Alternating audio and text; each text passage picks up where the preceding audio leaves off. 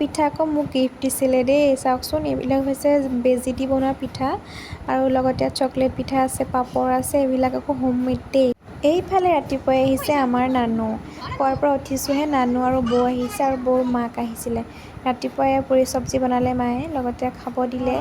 তাৰপিছত সন্ধিয়া সময়ত আমি আহিলোঁ ভাগৱত পাঠলৈ, মানে আমাৰ আইতাহঁতৰ গাঁৱত ভাগৱত পাঠ হৈ আছে। ককা আইতা যিহেতু নাইকিয়া, তথাপিও আহিছোঁ ভাগৱত পাঠলৈ আৰু মনটো বহুত বেছি বেয়া লাগিছে, বহুতেই বেয়া লাগিছে। ককা আইতা থকাৰ অনুভৱটো যাৰ আছে তেওঁলোকে বুজি পাব। আৰু এয়া আহি পেলাই আমি সেৱা কৰিলোঁ। সেৱা কৰি মেলি চাহ তাহ খালোঁ। ভাত খাই যাব দিছিলে, যিহেতু মামাৰ গাঁও, গতিকে চব মামা মামীয়ে লগ পোৱা যায়, নহয় জানো। আৰু এয়া আহিলোঁ, আমাৰ মামাৰ ছোৱালীজনীক সূত্ৰধাৰ নাচিব, সৰু তাইক কেহু-চাৰি শিকাই আছে। আহি মই বৌহঁতৰ ঘৰতে সোমালোঁ আৰু খাই মেলি বৌহঁতে ঘৰত আমাক তিনিজনীকে থ'বলৈ আহিছে। তলাটো খুলি দিছেহি আৰু ইমানেই আৰাম দেখিছে।